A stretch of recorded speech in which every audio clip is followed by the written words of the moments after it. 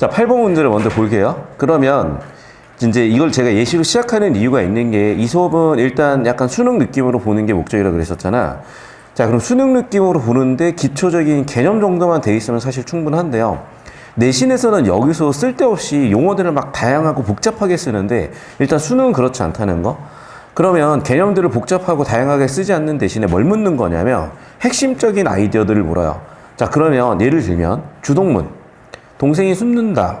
자, 문장 구조 분석이 돼야 되겠죠.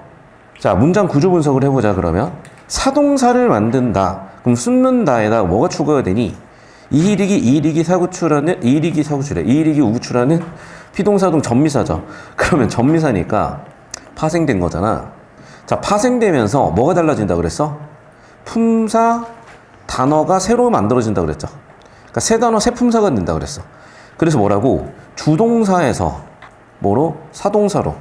자동사에서 뭐로? 타동사로. 자, 그런데 100% 자동사는 아니죠. 지금 기억이 자동사라는 거고. 자, 그러면 원래 주어였던 애가 목적어 서술어로 왔고 새로운 시키는 주체인 주어가 필요했으니까 새로운 주어가 추가돼야 되는구나야.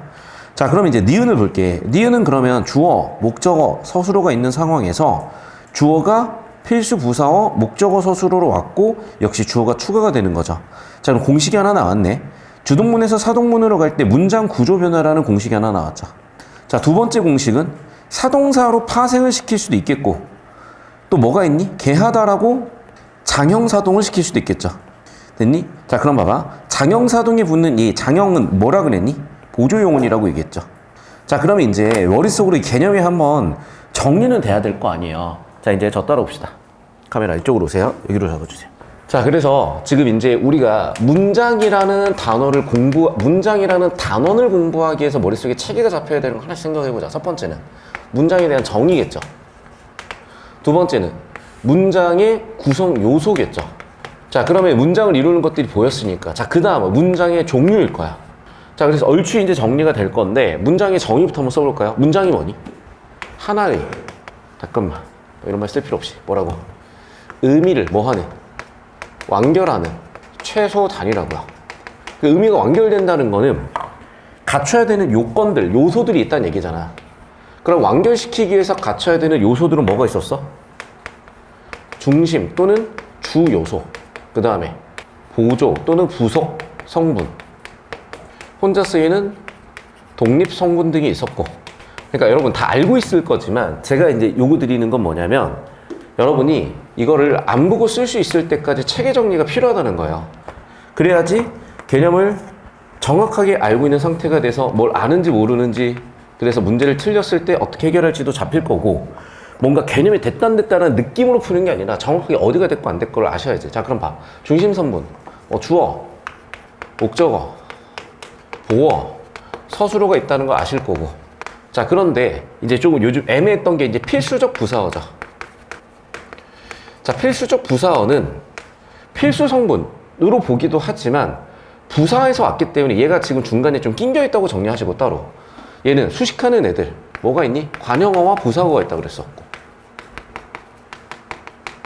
독립어가 있었고, 품사들도 저번 시간에 다 배우셨단 말이야. 그럼 이 체계가 갖춰진 상태에서 이제 종류는 뭘 얘기하는 거냐면 구조가 어쩌냐는 거야. 하고 계시죠? 교재 기준은 118페이지 설명이 끝났고, 자, 이제 종류는 이제 제가 구조를 가지고 얘기를 했고, 혼문장과 겹문장이 있었고, 혼문장은 주어 서술어 절 구조가 한 번 나오는 거, 겹문장은 주어 서술어 절 구조가 2개 이상 나오는 거. 자, 그러면 이제 겹문장에서 뭔가 또 추가로 우리가 분류가 필요했을 거 아니야. 자, 겹문장 크게 2개로 이어진 문장이 있었고, 그 다음에 아는 또는 안긴 문장이 있었고, 이어진 문장도 대등하게 이어진 문장이 있었고 종속적으로 이어진 애들이 있었겠죠. 자, 아는 안긴 문장은 영어에 관계대명사 같은 거 생각하시면 돼. 또는 투부정사 같은 거 생각하시면 돼. 자, 그래서 얘가 문장 성분 안에서 어떤 역할을 하면? 명사 역할을 하면 명사절이 안긴 문장이겠죠. 두 번째, 그러면 이제 품사별로 종류가 다 있을 거 아니야. 또 뭐가 있을까? 명사절, 그 다음에 관형절, 관형사절, 그 다음에 부사절, 보호절은 없겠죠. 보호절은 뭐 명사절 이런 거니까 다시. 명사, 대명사, 수사, 명사절이고, 체언, 관형사, 부사. 그 다음 뭐가 나와 있니? 뭐 관계원도 아닐 거고. 그럼 서술절 있겠네. 마지막 하나 더. 뭐가 있어요? 인용절 있죠. 자, 그러면 이제 각각을 기억을 하셔야 되는데, 여기서는 개념적으로 틀리는 애들이 보통 인용절에서 틀린다 그랬어. 인용절의 종류는 크게 뭐가 있었어? 접속조사, 인용의 조사, 고, 라고가 붙는데, 라고가 붙으니까 더 많이 붙어 있으니까 큰 따옴표까지 오는 거고, 얘는 아무것도 없이 오는 거고, 그럼 당연히 얘는 대사를 직접 가져오니까 직접 인용이고, 여기는 간접 인용이지 않겠어요? 이렇게 필기 정리 끝났니? 네. 자, 그럼 일단 이 정도면 됐는데, 여기서 이제 중요한 건 이거야. 결국에는 문장 구조 분석이 안 되고 있을 거예요. 근데 여기까지 이제 정리할 첫 번째는 구조 분석이야. 자, 구조 분석은 왜 중요하냐? 문학 작품 해석을 위해서, 독서에서 의미 정확하게 정리하기 위해서, 특히 오늘 오전 수업에서 고2 이제 내신, 독서 내신 했었는데 법지문에서 엄밀하게 구조 정리를 하기 위해서 필요하다고 말씀을 드렸었고, 여기까지 정리되셨죠? 자, 정리되셨으면 이제 저기까지 이제 끝났고, 필수 부사도 끝났고, 서술어 자리수 끝났고, 이제 문법 요소로 갑니다. 자, 그러면 이제 이렇게 문장 단위에서 다룰 수 있는 것 중에 문법 요소가 있어요. 여기 기준으로 이쪽으로 적어주세요. 자, 첫 번째는 종결 표현이었고, 자, 이것도 그냥 때려 외우면 안 된다 그랬다. 자, 형서, 의문, 청유, 명령, 감탄에서 기능이 다르다 그랬었죠. 얘는 뭐야? 감정 표출이라고 그랬죠. 나머지는 다만 사 요소인 화자, 청자, 전원, 맥락 가지고 따져주셔야 되는데, 자, 평서는 화자에서 청자로 일방향 소통이라고 그랬죠. 이러면 평서문이야. 의문문은 이미 얘는 성립이 되고 청자에서 화자 쪽으로 뭐를? 소통을 의도하는 거라고 그랬었고, 청유는 화자, 청자가 어떻게 하다? 같이 행동을 촉구하는 거라고 그랬었고, 명령은 청자 너만 행동을 촉구하는 거라고 그랬었죠. 그래서 체계 정리를 해보시면 이렇게 화자, 청자, 전원, 맥락이라는 틀을 가지고 쪼개보시라 그랬고, 화자, 청자, 전원, 맥락이요. 그래서 전원 맥락은 제가 여기다가 묶어서 이제 정리를 드렸고, 이게 종결 표현의 중요한 부분이라고 그랬었죠. 자, 그럼 종결 표현을 배운 이유가 있는데 여기로 와봅시다. 자, 두 번째 배우는 거 이제 뭐니? 높임이야. 자, 그럼 높임 같은 경우에는 그게 어떤 높임이 있었어? 화자, 청자에서 화자를 높일 필요는 없으니까 청자 높임이 있었죠. 이게 상대 높임이었고, 전원, 문장 안에서는 뭐가 있었어? 이쪽으로 잡고 계시죠? 자, 주어를 높이는 주체 높임이 있었고, 목적어를 높이는 또는 부사어를 높이는 객체 높임이 있었죠. 자, 그럼 각각의 이제 실험 방식인데, 일단 상대 높임법은 종류가 6개 있었잖아. 격식적이냐 비격식적이냐. 그래서 아주 높춤은 아주 낮춤, 예사 높임 예사 낮춤, 두루 높임 두루 낮춤이고, 여기 나와 있는 평소는 청유 명령에 따라서 표가 딱 정리가 되는데 수능에서 얘를 외울 필요는 없더라. 하지만 틀은 알고 있어야 되더라. 자, 그럼 높임을 실현하는 방법의 첫 번째 대표적인 방법이 뭐가 있었어요? 선, 어말, 어미를 실현하는 방법. 두 번째는 특수한 어휘로 실현하는 방법. 그 어휘의 종류에 뭐가 있을까? 접사도 일단 대표적으로 조사가 있었을 거고요. 접사가 있었을 거고요. 특수한 어휘, 단어 같은 게 있었을 거란 말이야. 자, 그리고 이제 일부 뭐가 있어? 앞존법 같은 것도, 그 다음에 상대 높임 자, 그 다음에 앞존법이죠. 그 다음에 필기하시고, 앞존법 같은 것도 있다고 말씀드렸었고, 그 다음에 헷갈리는 것 중에 하나가 이제 간접 높임이 있는데 수능에서 논란이 되니까 이쪽은 안 나와요. 하지만 알아는 두자. 왜냐하면 보기 가지고 세팅을 해서 나올 수가 있어요. 자, 그럼 여기까지 어려울 건 하나도 없거든요. 자, 그러면 이 끝으로 잡아주세요. 자, 이제 세 번째는 시제거든. 그러니까 시제도 어려운 게 아니야. 근데 시제에서 왜 뭐가 문제가 되는 거냐면 동사랑 형용사 구분하는 게 문제가 돼요. 그래서 우리 저번 주에 아마 표 기억날걸? 그래서 관형사인 정성어미나 어미로 쓰일 수 있는 것들 중에 동사, 형용사를 쪼개놓고 어떻게 쪼갰어? 과거, 그 다음에 현재, 그 다음에 미래를 두고 두 개를 쪼개서 뭐가 쓰일 수 있었느냐? 이해되니? 시제에 따라서 동사, 형용사 구분이 되니 이게 일단 출제 포인트였고 정리하셔야 되고, 자, 네 번째는 이제 사동피동, 다섯 번째는 뭐야? 부정표현, 중의성인데 이건 사실은 맥락 보면서 문제 풀면 해결이 돼요. 근데 이 중의성 해소하는 방법 1번을 기억하셔야 돼요. 어순을 바꾸거나, 두 번째는 의미를 추가해 주거나 이런 것들이 있다고 했었잖아. 자, 이거는 이제 맥락 가서 하시는 거야. 자, 그럼 결국 이제 사동피동에서 자세히 좀 다뤄봐야 되죠. 이게 많이 틀릴 수 있으니까. 자, 근데 사동피동에서 중요한 건 첫 번째 정의도 중요하고 종류도 중요한데 그것보다 중요한 건 문장 구조 분석이라고요.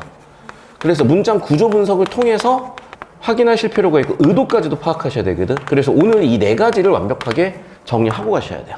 여기까지 되셨습니까? 야, 필기하시고. 야, 오늘 날씨가 덥냐? 네. 자, 그래서 개념 한 판은 지금 정리가 끝났고요. 얘는 어디 갔어? 아, 저쪽으로 갔구나. 자, 그러면 이제 아까 그 문제로 가볼게요. 이제 카메라 이쪽으로 올게요. 자, 그래서 이게 되어 있어야 이 문제를 이제 시작을 할 수가 있는 거거든. 그래서 정리하시면 장형사동으로 오더라도 주어, 그 다음에 목적어 서술어인데 뭐가 들어가 있어? 개하다라는 보조용은 들어가 있다 확인하시고. 자, 얘도 마찬가지. 주어가 추가가 되고 원래 주어가 부사어, 목적어 서술어에서 부사어로 왔다는 거 확인하시겠죠? 그 다음에 얘들아 봐봐. 지금 디귿, 니을은 뭐를 비교해주고 싶은 거냐면 얘는 사물주어도 가능하다는 거죠. 그래서 사물주어 서술어 구조에서 목적어 서술어로 가는 거 아무 문제 없고 목적어 서술어로 가는 거 아무 문제 없고 주어를 새로 만들어줬어야 됐고 그런데 일부의 경우에는 사동사 파생이 안 된다는 거. 그래서 주어 목적어 서술어 구조에서 부사어 목적어 서술어 구조로 오는 건 똑같고 주어가 추가되는 것도 똑같은데 이제 이 내용이 보이셔야 되겠고 여기서 제일 좋은 건 여러분이 이 주동문을 가지고 사동사로 파생시켜서 이걸 써보시고 보조용어 가지고 써보는 연습을 하는 게 제일 도움이 많이 돼요. 실제로 손을 써보는 게 그러니까 영어에 작문을 하듯이 국어에서도 여기 작문을 하는 게 사실 제일 도움이 많이 되거든. 그래서 이 구조 분석이 싹 다 되셔야 되겠고요. 되셨니 여기까지? 칠판 필기도 끝났니? 그럼 카메라 잠깐 여기 좀 잡아볼게요. 자, 그러면 이제 이 내용에서 이 체계에서 우리가 정리해 주실 게 있어요. 자, 오늘 수능날까지 공부하는 마지막 개념 시간이라고 생각하고 정리 잘 하시고 그러면 자, 우리가 이제 사동에 대해서 정의를 하셔야 되겠죠. 그럼 사동에 대해서 정의하신다면 일단 뭐 정리하셔야 돼? 주동에 대한 정의도 있어야 되지. 일단 그래서 사동에 대한 정의와 주동에 대한 정의를 하시고 두 번째는 주동에서 사동으로 가는 방법을 정의를 하시는데 방법 이미 배우셨죠. 두 가지. 뭐가 있다고? 단형사동이 있고 장형사동이 있다. 여기는 접사로 파생시켜준다. 여기는 보조용어를 쓴다. 근데 여기서 이제 중요한 게 있어. 이게 중요한 게 아니라 첫 번째 의도요. 그러니까 주동과 사동의 차이점이라고 볼 수도 있죠. 그러니까 단순히 시키냐 하냐가 아니라 어떤 의도가 있었냐랑 이거는 사실은 그림을 보면 즉 맥락을 보면 많이 도움이 돼요. 그러니까 맥락에 따라 다른 거거든. 두 번째 더 중요한 건 뭐냐면 문장의 구조 변화야. 이 문장의 구조 변화라는 건 결국에 뭐니? 자동사나 타동사 또는 문장의 성분들의 변화거든요. 이런 거를 따져볼 수가 있어야 돼. 여기서 지금 변별이 많이 되니까. 자, 그래서 사동은 다들 알다시피 뭐야? 주어가 직접 하는 것이 아니라 다른 대상에게 시키는 것이고 주동은 뭐니? 주어가 직접 하는 거죠. 자, 그러면 접사파생으로 뭐가 있었어? 이히, 리기, 우, 구, 추 등이 있었고 보조용은 뭐가 있었어? 뭐, 개, 하다. 근데 봐봐 여기서 유효할 게 있어. 예를 들면 감염시키다. 걔는 뭐냐? 감염시키다. 붙였으면은 파생어야. 그래서 예를 들면 땡땡 시키다가 되면 얘는 뭐가 되는 거야? 접사가 되는 거야. 단형이야. 이거 좀 참고하시고. 되니 여기까지? 자, 그러면 이제 사동과 주동의 차이점은 이제 그림을 그려보면 된다 그랬었는데 이제 이거예요. 누가 열심히 뭐 배트로 스윙 연습을 하고 있다고 치자. 근데 알고 보니까 어제 누가 못했냐고 옆에서 감독님이 시키는 거라고 하자. 자, 그럼 봐봐. 얘가 지금 열심히 스윙 연습을 하고 있으면 내가 야구공을 치다가 되는 거잖아. 그런데 야구공을 치도록 시키다가 되는 거잖아. 그래서 무슨 얘기야? 주동이 되는 건 이렇게 행위의 주체에만 집중을 하는 거고요. 사동은 시야가 좀 더 넓은 거라 그랬죠. 이해됐니? 그래서 정리하면 여기는 시야가 좀 좁거나 아니면 주체에 집중을 하는 거고 여기는 시야가 넓은 거라고 비교를 하시면 좀 더 이해가 쉽다 그랬어요. 자, 그 다음에 이제 문장 구조 변화가 중요했었는데 우리가 이미 예문을 가지고 분석을 해봤으니까 문장 구조만 싹 다 정리 한번 하시면 이렇게 되죠. 자, 원래 주어, 목적, 주어 서술어 구조였으면 얘가 목적어 서술어 구조로 오고 추가적으로 주어가 하나 들어와 줘야 되죠. 자, 원래 주어, 목적어 서술어 있었으면 이 주어가 부사어로 오면서 목적어 서술어가 되고 그리고 주어가 추가되는 거라고 말씀을 드렸어요. 자, 그래서 정리하면 주어가 목적으로 오더라. 주어가 필수 부사로 오더라. 자, 그럼 봐봐. 무조건 사동사는 100% 뭐가 돼요? 타동사가 되죠. 무조건 목적 없을 수가 없어. 여기까지 됐어? 타동사는 어떤 경우도 100% 타동사야. 자, 그런데 여기서 이제 피동하고 비교를 하면 특징이 딱 보인다고요. 자, 구조만 딱 정리 한번 해볼게. 피동은 뭐야? 주어, 목적어, 서술어가 있을 때 이 목적어 강조 표현이라고 그랬잖아. 그러니까 이 목적어를 어디로 보내야 돼? 주어 위치로 보내야 돼요. 자, 그러면 원래 주어였던 애는 여기서 그렇게 중요한 애가 아니거든? 그러니까 뭐로 바뀌는 거야? 부사어로 바뀌고 때때로 생략이 되는 거예요. 자, 그럼 어떤 구조로 만들어지는 거야? 목적어 없는 구조로 만들어지잖아. 따라서 뭐는? 피동사는 100%까지는 아닌데 거의 대부분 목적어 없는 자동사 꼴이 돼요. 그래서 여기서 이제 우리가 나오는 첫 번째 팁은 뭐였냐? 구조 분석을 하자. 그럼 뭐가 잡힌다? 타동사면 뭐가 된다? 사동사가 되고 자동사면 뭐가 된다? 피동사가 된다라는 공식을 가지고 타동사, 자동사 분석만 가지고도 결국에는 사동사랑 피동사랑 이히릭이라는 접사가 겹쳐 생기는 문제를 해결할 수 있다고 그랬었잖아. 이게 제일 중요한 팁 중에 하나야. 근데 이걸 때려 외우면 다 까먹어요. 헷갈린다고. 그래서 이 흐름을 싹 다 이에서 손으로, 내 손으로 정리하셔서 여기까지 결론이 나오셔야 되고, 자, 두 번째 사동, 피동 구분하는 건 뭐냐? 의미나 상황 맥락이라 그랬죠. 자, 근데 의미나 상황 맥락이 어떻게? 그림을 그려서 보면 돼. 자, 그러니까 결국 정리하면 뭐야? 주동이나 사동이냐는 시야를 넓혀볼 거냐, 좁혀볼 거냐였지. 자, 그럼 피동은 뭘까? 피동도 옆에다 정리할 거야. 그래서 좀 이따 그걸 정리하고. 자, 그 다음에 이제 세 번째는 뭐였냐면, 장형, 사동, 피동이 있었다 그랬었죠. 그래서 장현의 보조 용어는 해석을 해보시면 좀 특수한 경우 붙는단 말이야. 이걸 붙여보는 것도 사동, 피동을 구분하는 건데 제일 좋은 방법이 구조 분석이라고 말씀을 드렸었잖아. 자, 필기하시고. 자, 그러면 이제 이어서 이제 이쪽에다 판을 한번 쓸게요. 자, 이쪽 판에다가 정리할 건 여기 기준으로 잡아주세요. 이제 피동과 주동이야.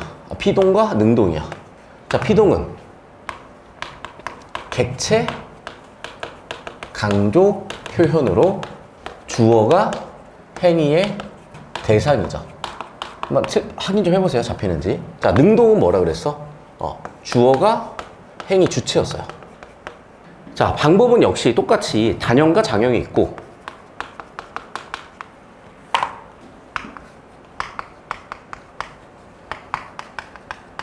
당연히 접사 붙여서 가는 거 아실 거고 땡땡 되다가 되면 얘도 접사야. 이히릭이 포함. 자, 근데 봐봐. 예를 들면 뭐뭐 하 개 되다가 붙으면 얘는 뭐라 그랬어? 얘는 보조용언이라고 얘기했었죠. 됐죠? 여기까지. 그 다음에 어떤 경우 단형이 되고 장형이 되냐? 여기는 안 나와. 수능에. 내신에는 내시더라. 근데 수능에는 안 나와. 왜냐면 거기가 여전히 약간의 논란이 있어요. 그래서 굳이 거기까지 가실 필요는 없었고 중요한 건 오히려 중요한 건 의도야. 첫 번째는 객체 강조 표현이라고 그랬었죠. 야, 내가 전 여친 찾다니까? 라고 했을 때 전 여친 입장에서 강조를 해보면 야, 내가 차였다니까 같은 객체 강조 표현으로 쓸 수 있다 그랬었고 두 번째는 뭐가 있다 그랬었니? 주어를 의도적으로 은닉하고 싶을 때야. 세 번째는 주어가 불분명할 때야. 그래서 그림을 딱 그려보시면 자, 내가 길 가다가 공을 빵 찼다고 하자. 그럼 이거는 당연히 뭐가 돼? 능동이 되는 것인데 여기에서 공 입장에서 보자고요. 그럼 공 입장에서 보면 이게 피동이 되는 것이고 하나 더. 자, 근데 전에 얘기한 적 있냐? 길 가고 있었는데 아파트에서 갑자기 동네 꼬맹이가 뭔 얘기만 하면 다 여자래. 동네 꼬맹이가 거의 돌이 요만했던 것 같아요. 괜히 요만한 돌을 그냥 던지는 거야, 얘가. 그냥 그래서 저 병신 그러다 말겠지 했는데 깜짝 놀랐어. 길 가던 사람의 발에 다행인 건 발에 보면 아래에 이렇게 굽 있잖아. 굽에 빵 하고 튕긴 거야, 맞고.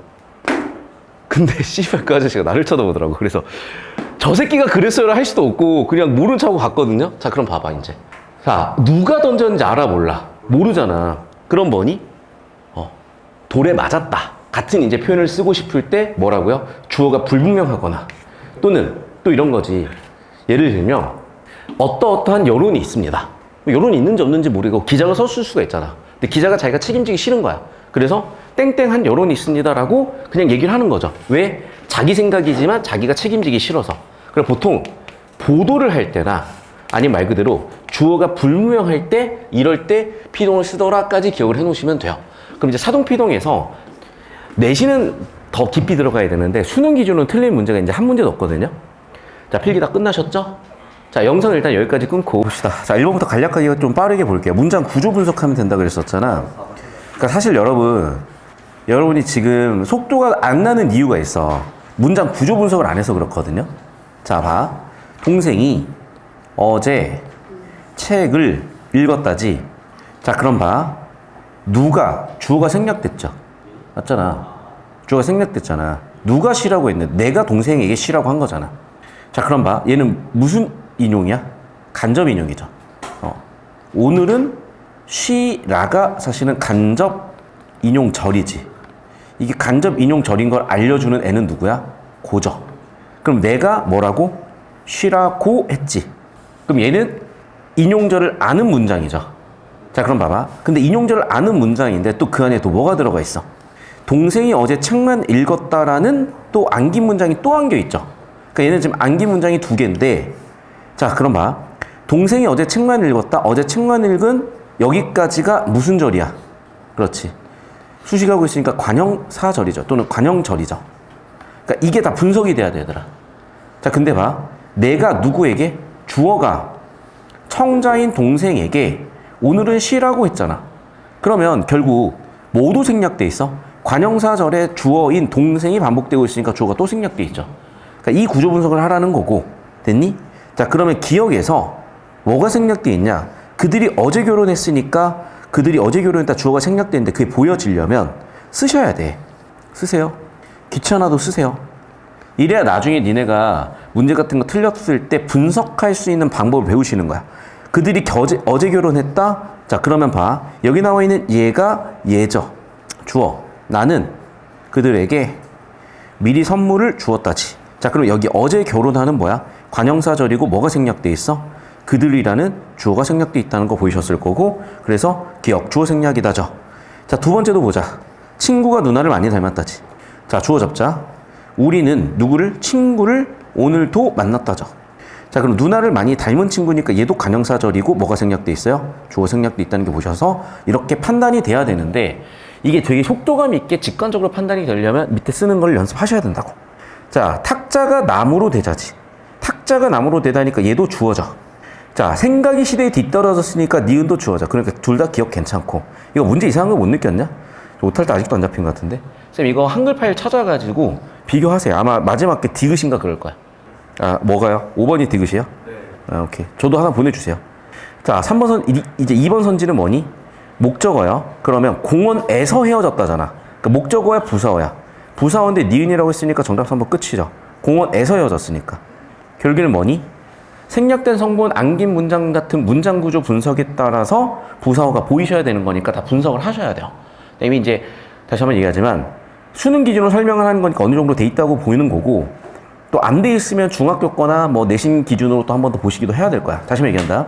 두 사람이 어제 헤어진 공원. 두 사람이 어제 공원에서 헤어지다. 자, 그럼 봐. 주어. 두 사람이 어제 공원에서 헤어지다. 됐니? 자, 그러면 공원은 여기서 부사어로 쓰였고, 그렇죠? 그러면 이 관형절에서 뭐가? 공원에서라는 부사어가 이 뒤쪽이 또 공원이 있으니까 반복 생략이 됐다. 그래서 얘는 부사어가 생략됐다고 해야 되는데 목적어 생략이라고 그랬으니까 정답 3번 끝이다. 어렵지 않게 분석이 됐고 분석 다 해보셔야 돼. 혹시라도 1번에서 버벅거렸던 친구들은. 되나요? 필기하세요. 필기하십시오. 필기하세요. 했나요? 필기를? 얼른 해요. 필기하면 여자친구 생길 거야. 한 100만 번쯤 하면 생길 거야. 빨리 해. 여기 있잖아요. 여기 증거가 있잖아요. 여기 증거. 빨리 필기해. 왜 비웃지? 도대체 왜 비웃는 거죠? 아니 그러니까 차원으로 태어났으면 숨만 쉬면 되지. 차원으로 안 태어났잖아. 차원우예요? 베인으로 태어났으면 더 열심히 했었어야 되겠지. 정한이로 태어났잖아. 5분의 1만 해라. 에?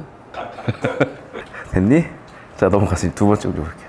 자, 영어의 동사의 형태를 결정하는 건 태수시 법인이라고 제가 몇 번 설명드렸죠. 태수시가 만든 법인이요.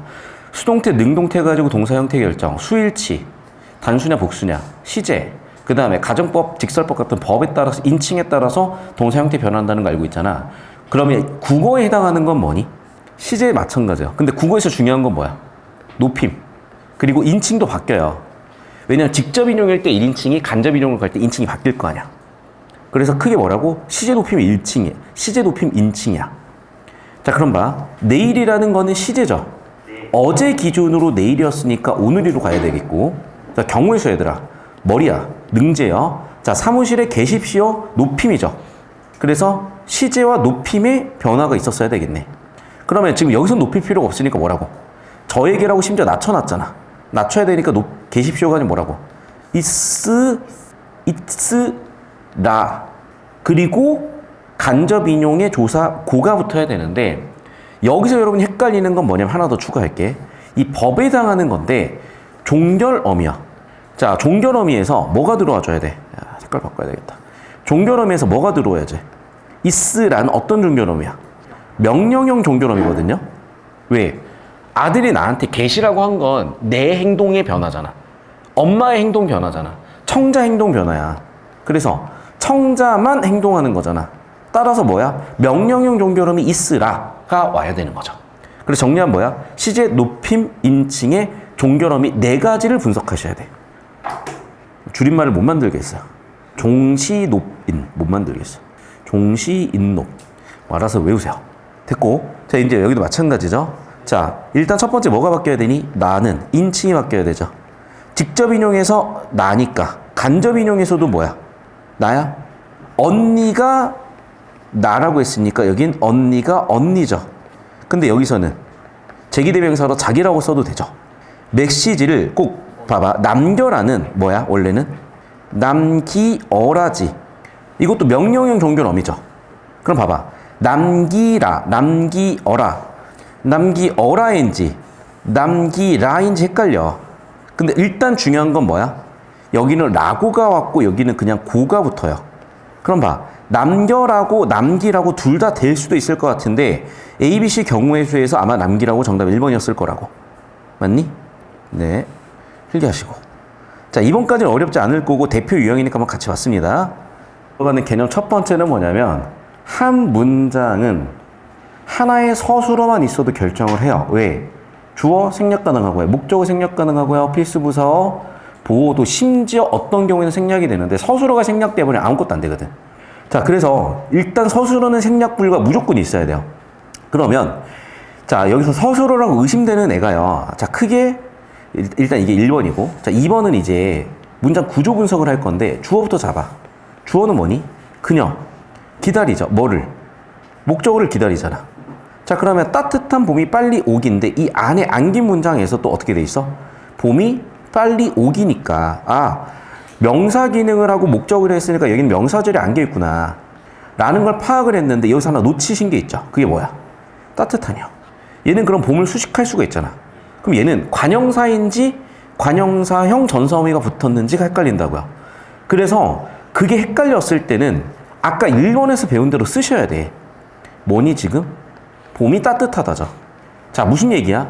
주어가 존재해버리잖아요. 그런데 주어 생략된다 그랬었잖아. 결국 얘는 뭐가 되는 거야 그러면?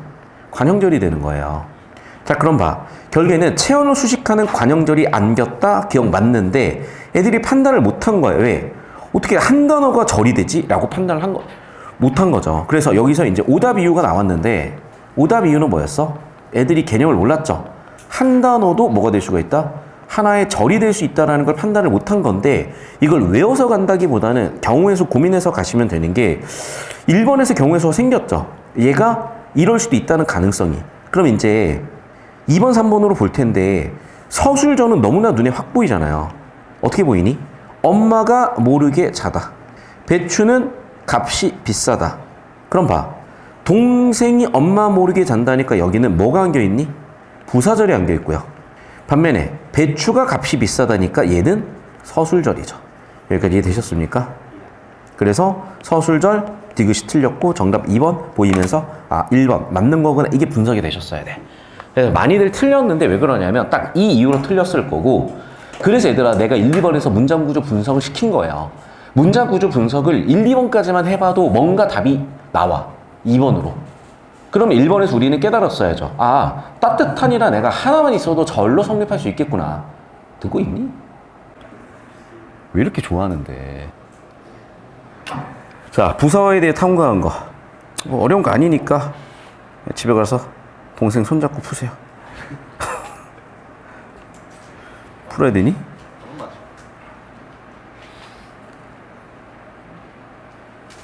3번 틀린 거죠? 너무 헐었다를 수식하고 있으니까. 끝. 그러게. 그러니까 얘들아, 이게 내가 지금 10초 만에 푼 거거든? 그러니까 눈에 한눈에 딱 보이는 거. 어떻게 보이는 거냐면, 자, 잠깐 설명을 할게요. 이제 부사어잖아요. 부사어잖아. 그럼 당연히 부사어지.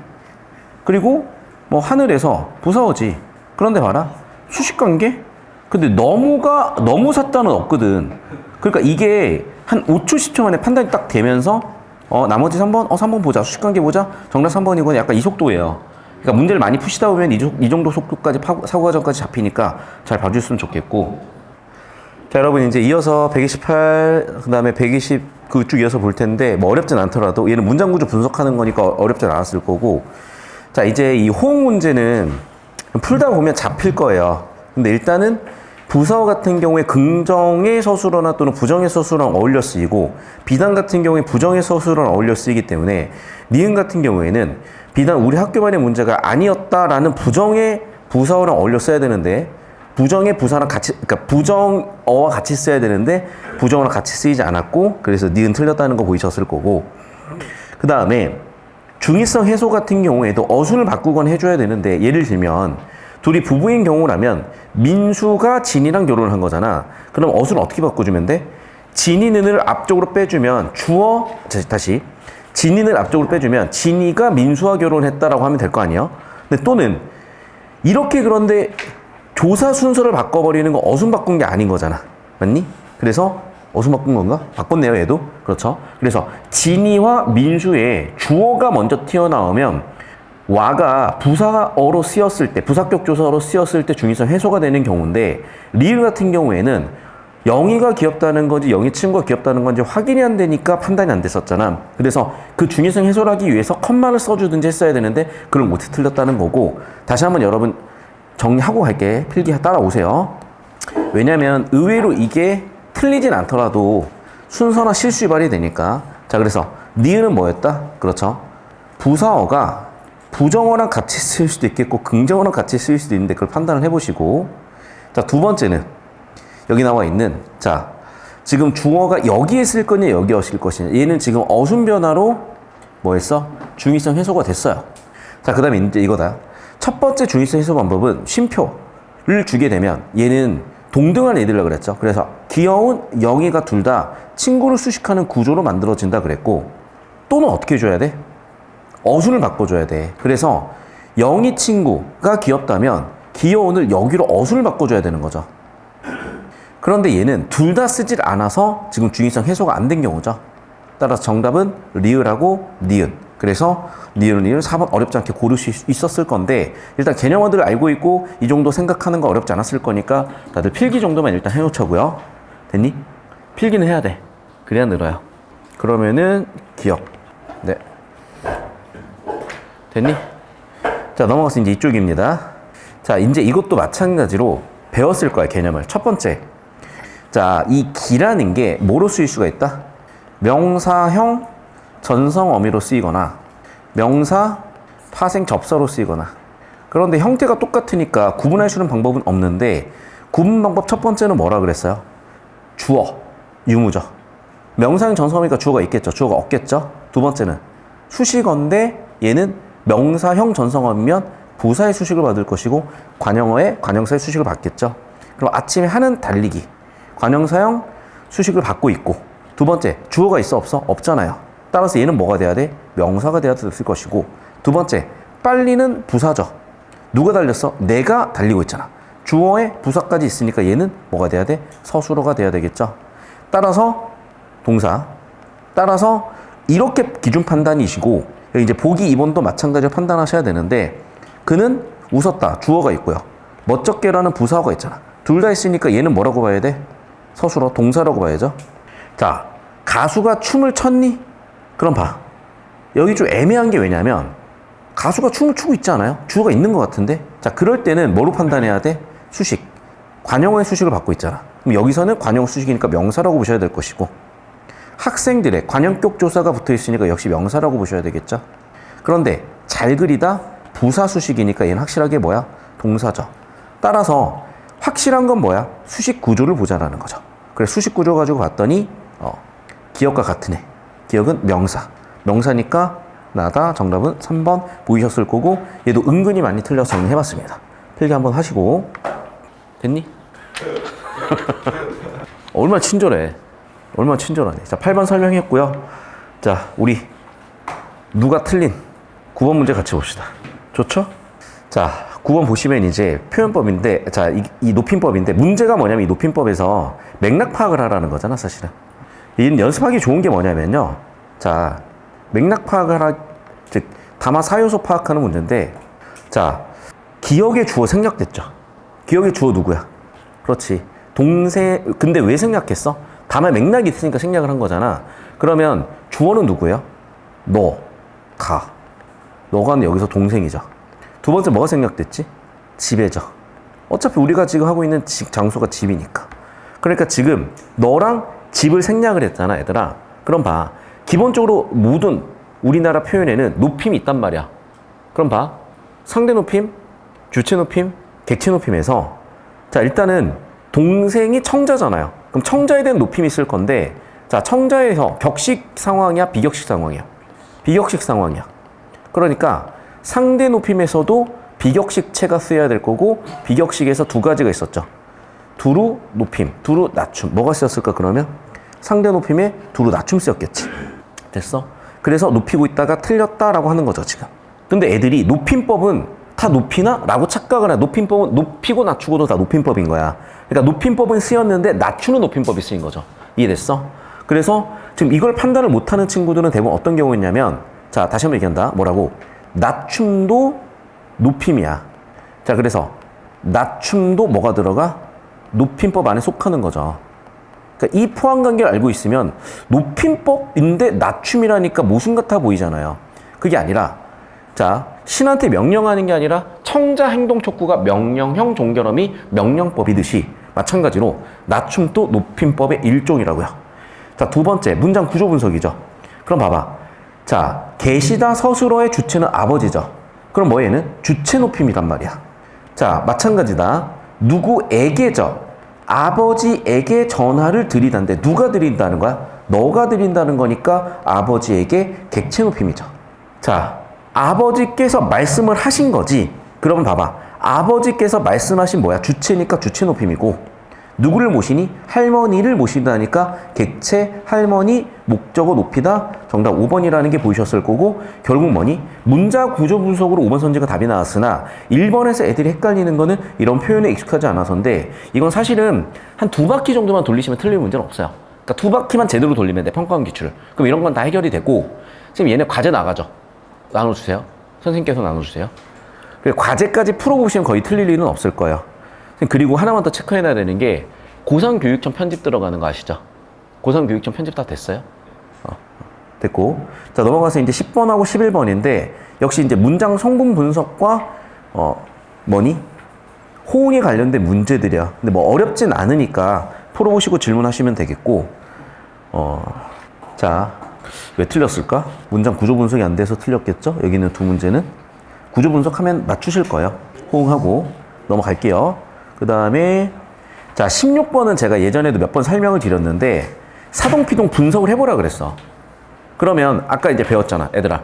자, 사동사는 타동사다, 자동사다? 사동사. 자, 봐. 객체 강조 표현이니까 다시 목적어가 주어로 오는 게 피동이었잖아. 그러니까 피동은 전부 다 자동사지. 두 번째, 사동사는 원래 주어였던 애가 목적으로 가든지 원래 목적어가 있었으면 주어가 부사어로 가는 거잖아. 그러니까 무조건 타동사죠. 그래서 자동사냐 타동사냐만 구분해도 사동, 피동 구분이 된다 그랬잖아. 그러니까 그거 가지고 접근을 하면 되는데 그 공식 접근을 안 하니까 헷갈렸을 거예요. 16번을 이제 바로 판단을 해볼게. 자, 끈이 풀렸다 자동사죠. 피로가 풀렸다 자동사니? 자동사잖아. 자동사니까 둘 다 뭐야? 피동이라니까. 자, 여기도 뭐야? 자동사죠. 여기는 타동사죠. 타동사가 돼야 사동사라 그랬잖아. 그 다음에 자, 옷을 말렸다. 목적어가 있죠. 목적어 있으니까 타동사죠. 자, 근데 뭘 찾아야 돼? 사동사, 피동사 순서를 찾아야 돼. 자, 여기도 볼게. 몸을 녹였다. 타동사죠. 고듬을 녹였다. 타동사죠. 맞으면 5번인데 꽃다발을 안겼다. 타동사죠. 그 다음에 목적어 있어 없어? 없잖아. 그러면 자동사니? 타동사, 자동사. 맞니? 자, 봐. 사동사는 타동사로 써야 되고 피동사는 자동사로 쓰이는 거잖아. 그럼 타동사, 자동사 조합은 유일하게 5번이잖아. 5번을 좁혀놓고 보시라고요. 근데 애들이 5번으로 손이 안 간 이유가 있어. 왜 5번으로 손이 안 갔을까? 자, 필기해. 여기는 필기해, 여기는. 이쪽은 필기해, 이쪽은. 자, 그 다음에 5번도 필기하세요. 여기 예문도. 그러니까 왜 여러분이 여기서 자동사, 타동사로 손이 안 갔냐면 문장 구조 분석하면 되는데 해석을 해보잖아. 뭔가 이게 사동이나 피동 같지 않아서 그럴 수가 있어요. 그래서 여러분, 기억을요, 사동이었으면 주동으로 또는 피동이었으면 능동으로. 니은도 마찬가지. 그래서 지금 5번에 나와 있는 예문을 다시 써보세요. 5번에 있는 예문 가지고 주동 또는 능동을 다시 써보라고. 영상 잠깐 끊을게요. 어미품이 주어가 안 되니까 이제 여러분 헷갈리는 건데, 자, 원래 이 문장이었잖아? 그러면 주어 추가로 생겼죠. 자, 그럼 원래는 부사어, 목적어, 서술어 구조였으면 얘가 원래 주어였다는 거 알고 있었잖아.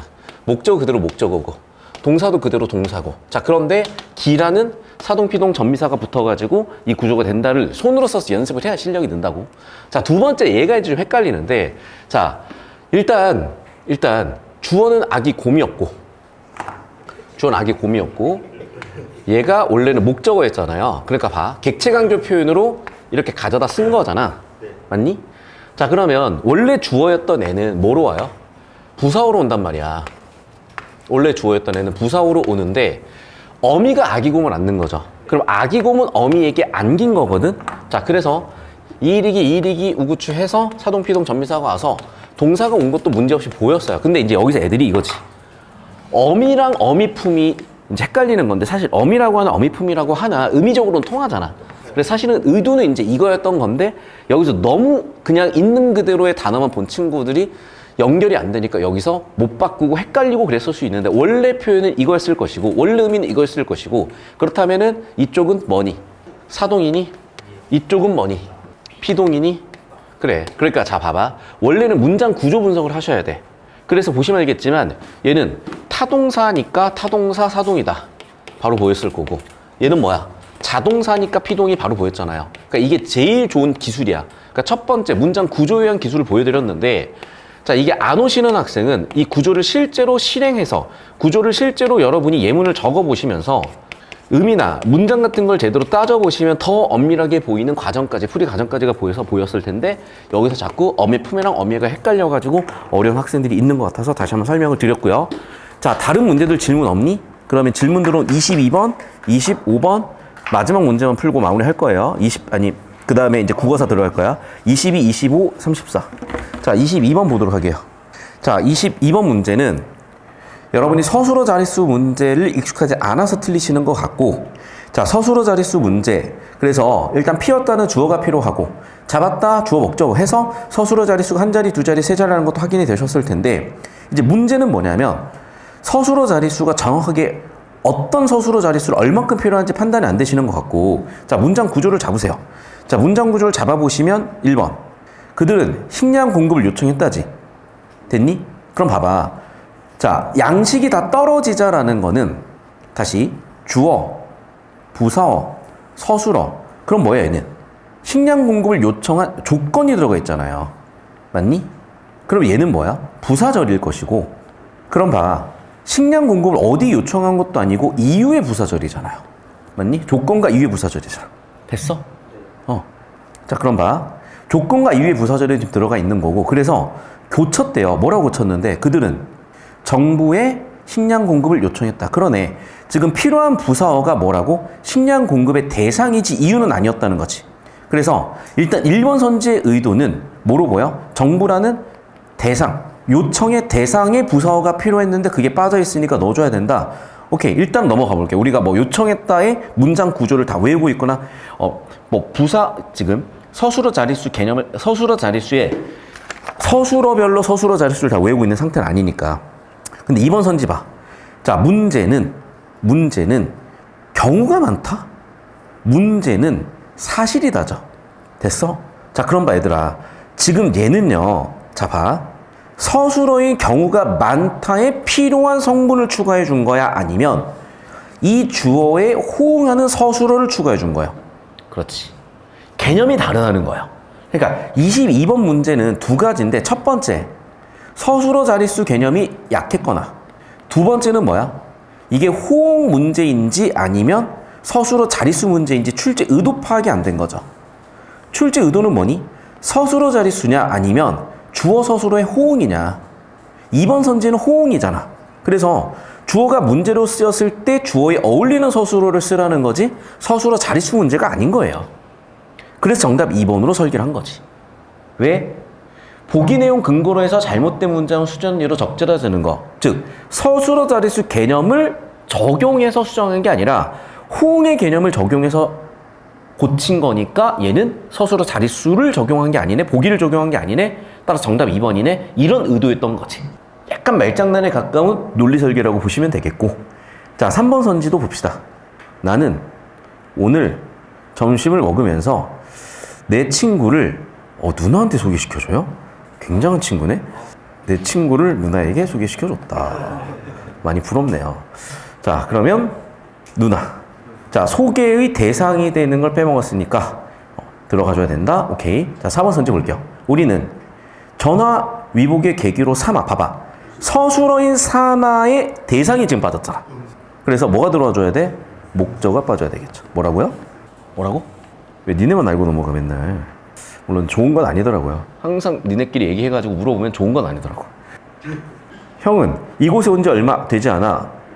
어둡다, 어디에 어둡다라는 부사어가 들어가줘야 될 거 아니야. 그래서 어디에 어둡다라는 부사어가 추가됐구나. 예, 결국 뭐야? 서술어를 추가하는 경우는 서술어 자릿수 문제가 아니라고, 호응의 문제라고. 물론 선생님 다른 것도 호응이 될 수는 있겠으나 서술어가 필요로 하는 성분을 추가하는 거랑, 맞죠? 주어에 어울리는 서술어를 추가하는 거는 다른 개념이니까 정답 2번이고, 이것도 정보 분류라고 볼 수가 있잖아. 자, 그럼 추가하면 이거야. 결국에는 자, 서술어를 추가해 줄 거냐, 나머지 성분을 추가해 줄 거냐. 이렇게 정보 분류 기준을 가지고 보셨으니까 이게 2번 선지고 이게 나머지 이거잖아. 그러니까 이걸 정답 2번으로 가야 되고, 너 나랑 킬러 문제 풀어봤니? 도울뿐. 기억나요? 기억나야 되는데 이거 얘기하는 거 아니야. 자, 이 문제에서 니은만 유일하게 수직 관계가 있다 그랬지.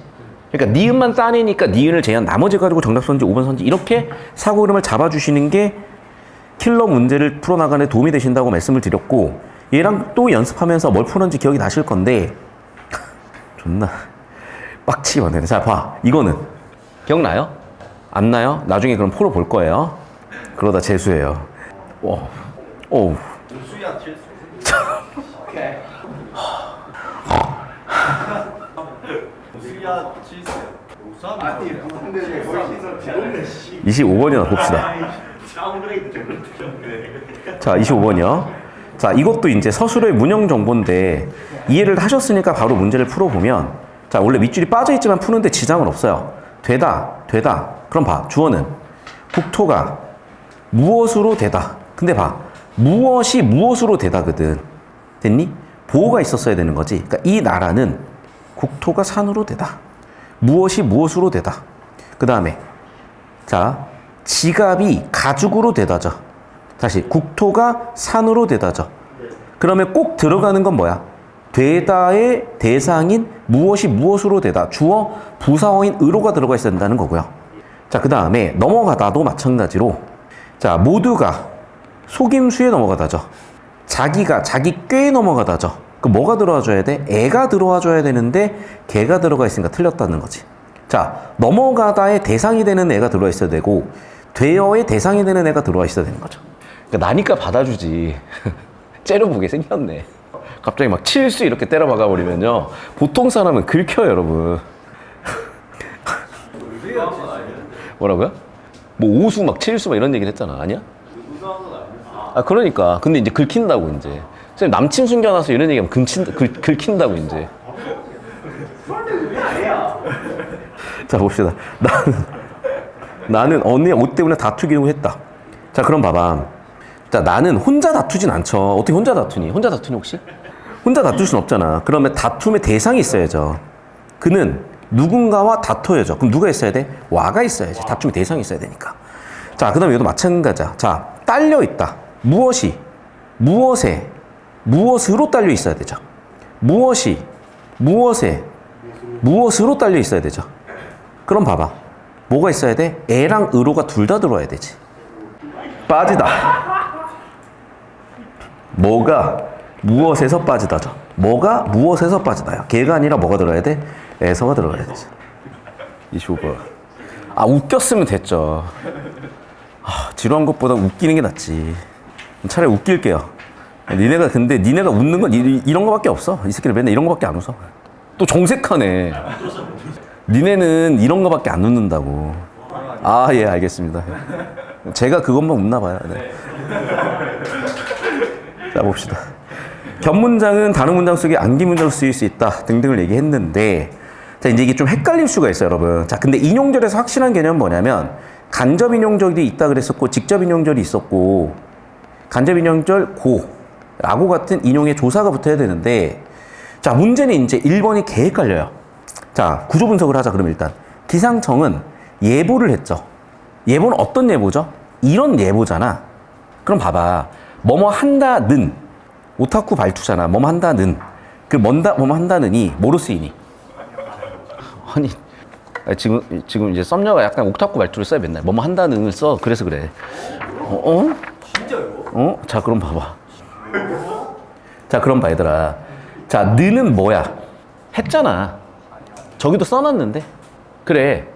관형사는 전서음이잖아요. 그래서 또 자꾸 얘기했나 미래. 자, 동사, 형용사의 관형사형 전성어미를 알고 있는 상태에서 이거는 관형사형 전성어미일 수도 있겠는데는 판단을 하셔야지. 됐죠? 그러면 인용절이나 뭐야? 관형절이죠.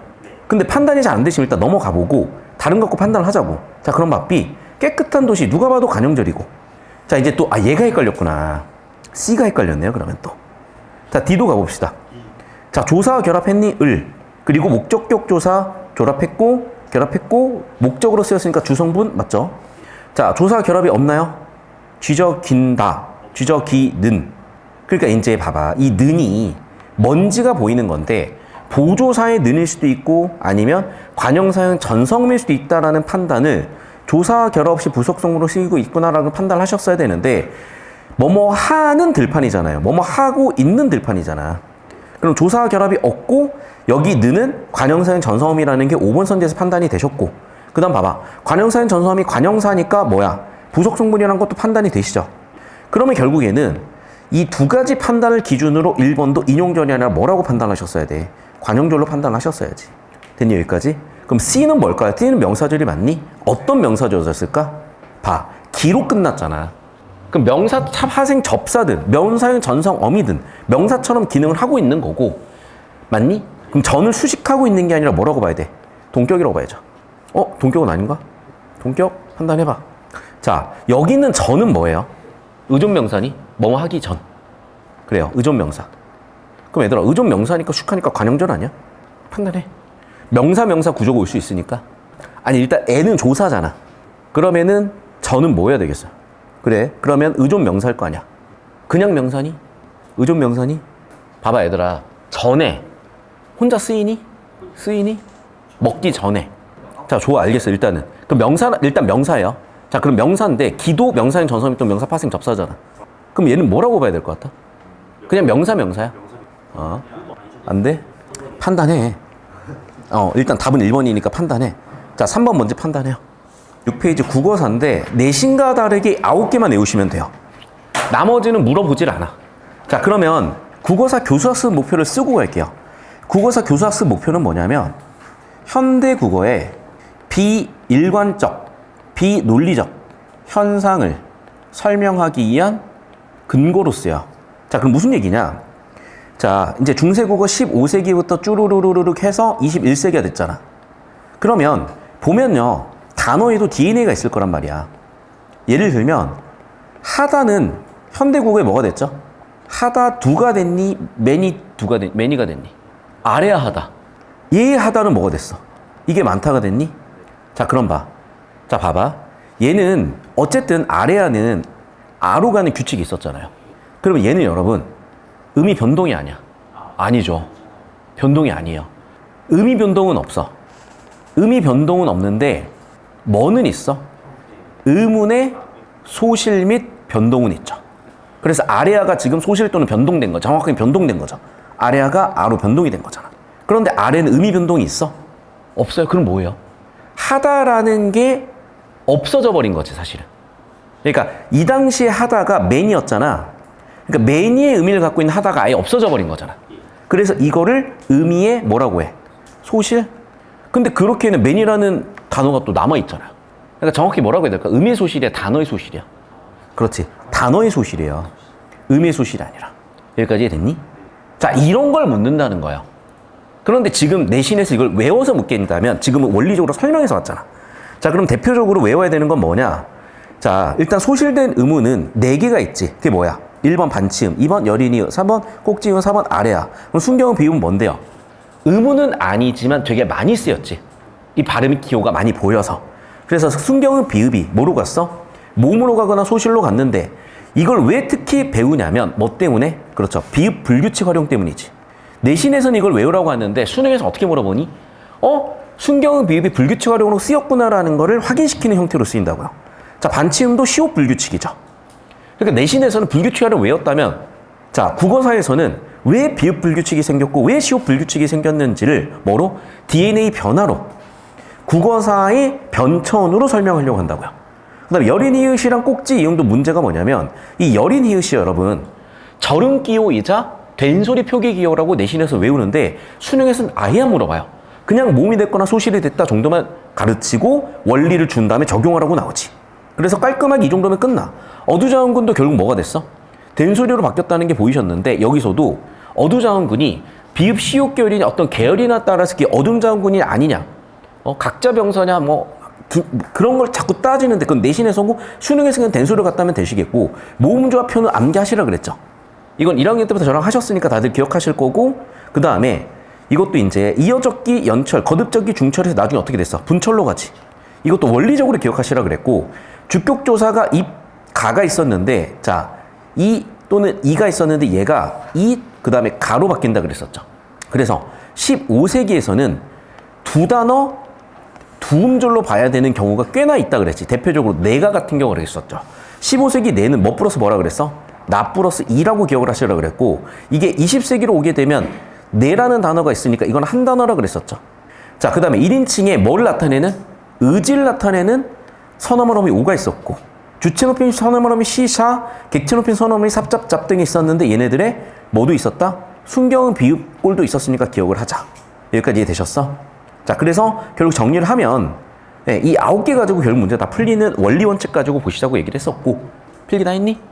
그리고 뭐 성조 같은 것도 물어보시는데 그건 너무 다 상식적인 거니까 제가 언급을 안 했고요. 이제 문제 들어가서 마주하다 보면 보이시는데 사실 진짜 별게 없고 뭐 1번이야 2번이야 그냥 푸시면 되는 거고 3번? 그냥 넘어가면 안 되겠다. 풀자. 자, 예를 들면 이제 1번 같은 경우에는 자, 말씀이라는 게 말이라고 했는데 이런 건 머릿속으로 벤다이어그램 그려보시면 되는데 머릿속으로 그리는 거는 표현이 안 되니까 같이 한번 그려보자고요. 자, 그래서 15세기 기준으로 자, 현대 국어의 말은 이 당시에 말씀이었다고요. 그런데 현대 국어로 오게 되면 현대 국어의 말이 있고 말씀은 여기만 지시한다 그랬지. 그래서 자, 뭐야? 낮춤이 있고 중립이 있고 높임말이 있는데 낮춤이 있고 중립이 있고 높임이 있는데 말의 전체 집합에서 말씀은 이만큼의 영토로 영토가 여기서 이만큼으로 줄었다 그랬죠. 이만큼에서 이만큼 영토가 줄었다 그랬잖아. 영토가 줄었으니까 의미가 축소된 예죠. 됐니? 자, 그 다음 봐봐. 15세기의 어리다는 어리석다, 스투피드였고, 자, 그럼 봐봐. 이 어리다가 지금의 어리다는 뭐로 왔어? 영하다로 왔잖아요. 자, 그럼 봐. 이 단어가 없어진 건 아니야. 그런데 스투피드라는 집합에서 0이라는 집합으로 집합이 바뀌었으니까 의미가 뭐 했어? 이동했다고 봐야죠. 됐니? 자, 그러면 아까 하다는 왜 그런 얘기를 한 거냐? 이거야. 하다의 do의 하다는 원래 이 아래아 어원이었다는 거라고요. 그리고 아의 하다는 아예 없어져 버린 거라고. 그러니까 소실이야, 사실은 소실. 그런데 많다라는 의미가 소실된 건 아니잖아. 그러니까 단어가 소실된 거라고 봐야죠. 자, 그 다음에 디귿. 자, 역시 마찬가지로 놈 같은 경우에도 뭐였어? 전체 집합의 놈이었다고요. 그런데 얘가 현대국어로 오면서 어떻게 돼? 작아졌지. 놈은 여기만 차지하게 됐어. 그러면 얘가 이만큼 차지하다가 이만큼 차지했으니까 당연히 축소라고 봐야죠. 자, 그 다음 봐봐. 하다는 많다였는데 현대국어 하다는, 자, 이건 이제 아무것도 아니라고 했었고, 맞죠? 또는 의도는 뭐였을까? 그러니까 왜냐면 이게 이런 게 있는 거야, 얘들아. 하다가 많다다. 근데 하다가 뭐다? 두다. 그러면 이 주장을 하는 교수님도 계실 거 아니야. 그러니까 15세기에 많다가 21세기에 얘가 됐다면 얘는 의미에 뭐가 돼? 많다는 의미에서 두의 의미로 바뀌었으니까 얘는 이동이죠. 이해됐어? 그러니까 내신을 연구하는 선생님들이 가지고 있는 관점하고 수능 관점이 좀 달라요. 그러니까 얘는 내신하는 선생님들은 야 이거 아니야 라고 주장하실 수도 있는데 어쨌든 우리가 100% 알지 못하니까 이런 가정에서 얘가 맞는 거고. 자, 그럼 마찬가지로 가엾다에서 예쁘다로 의미가 이동했으니까 정답 5번 끝이요. 됐니? 자, 그래서 이런 건 틀리실 필요가 없는데 속도를 붙여주기 위해서 정확성 있게 좀 뭔가 이게 구조적으로 볼 수 있는 틀을 드렸으니까 참고해 보시고. 됐죠? 자, 두 번째는 뭐냐면 그냥 적용하시면 되는데 뭐 아무것도 아니죠. 둘째 음절 이하에서는 의가 됐대. 둘째 음절 의. 그럼 둘째 음절이니까 맞죠? 근데 이거는 기억이고 둘째 음절이니까 맞죠? 여기는 첫째 음절 아니고 여기도 아래 하니까 아니고 맞죠? 그러면 1, 2, 5번 중에 하나인 거고 그 다음에 첫째 음절은 아로 바뀌었대. 아니고 아로 바뀌었죠? 그러면 정답 2번 끝이네. 됐니? 자, 아무것도 아닌 문제죠. 20초 컷이면 나는 문제인 거고. 그러니까 중세국어를 풀 때 여러분 자꾸 부담을 느끼시는데 그게 아니에요. 자, 현대국어의 비논리 비일관적인 설명을 하기 위해서 뭐 해야 돼? 결국에는 비교 추론하는 문제인 거야. 9개 개념만 돼 있으면. 그래서 비교 추론으로 연습하시면 되겠고 외우는 게 도움이 될 수 있는데 오히려 여기서는 어찌 보면 출제 의도는 의미의 이동을 쓰라고 한 거일 수도 있거든. 그러니까 내신으로 외우는 거는 9개 개념 정도면 충분하고요. 그 외의 것들은 문제 상황에 맞춰가지고 적절히 가셔야 되겠고. 자, 이는 이제 기억하셔야지. 순경은 비읍이 있었다는 거잖아. 여기는 뭐야? 어두자음군이잖아. 그럼 어두자음군도 뭐 비읍 시옷 계열은 된다 안 된다 그런 걸 쓸데없이 가질 필요가 없고 그러면 나에 들어갈 거는 리을이었고요. 그 다음에 순경은 비읍은 어디였어? 디귿이었잖아. 그러면 디귿, 리을 해서 바로 어렵지 않게 정답 5번 바로 고르실 수가 있었겠죠. 됐니? 그러니까 9개 개념을 정확히 알고 그것만 적용하시면 속도가 붙는다는 거예요. 두 문제만 바로 풀고 끝낼게. 자, 얘도 반치음과 순경은 비읍, 소실된 음은 기억하자 그랬었고 그 다음에 어두자음군 기억하시자 그랬었죠. 그 다음에 여기는 이제 팔종성 15세기에 구분됐었고 성조 있었고 연철 있었고 그것만 확인하기 때문에 순경은 비읍 보이셨고요. 어두자음군 보이셨고요. 시옷과 디귿은 구분이 됐기 때문에 정답은 3번 끝이지. 됐니? 개념만 엄밀하게 잡고 계셔도 어렵지 않게 바로 정리가 되셨을 거고. 자, 이제 마지막 문제 하나 풀고 마무리 지을 건데요. 자, 마지막 문제를 제가 주목하는 이유는 이거야. 일단 이거는 내신에서 외우라고 나와. 그런데 수능에서 어떻게 나오는 거냐? 자, 일단 형태론적 환경이야.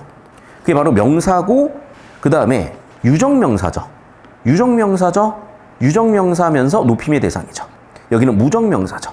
그래서 무정명사일 땐 시옷, 유정명사 높임일 때는 시옷, 그 다음에 양성모음이니까 아래아가 쓰이고 음성모음이니까 의가 쓰였다는 거 확인되실 거고. 자, 내신에서는 간형격 조사 2를 하나 더 배우죠. 그런데 이거는 문맥에 따라서 달라지는 거라서 얘를 사실은 여기서 빼고 가르치는 거죠. 자, 그럼 출제의도를 빨리 와야 되더라. 괜히 쓸데없이 여기에서 예시 보고 있을 필요가 없어요. 그래서 이제 출제의도를 딱 보니까 여기 들어갈 애가 뭐냐는 거지. 그럼 봐. 아들이니까 양성모음이지. 높임 아니야. 그렇죠. 유정명사면서 높임의 대상은 아니잖아. 그러니까 뭐가 들어야 돼? 아래 아 계열의 의가 들어와야 되는 거고. 맞죠? 그 다음에 두 번째, 술에는 뭐야? 무정명사지. 무정명사니까 볼 필요 없이 뭐가 들어와야 돼? 시옷 들어와서 정답 1번이구나 끝이구나 이 느낌으로 가시는 거라고. 쓸데없이 개념 암기로 가는 게 아니라. 되셨니 여기까지?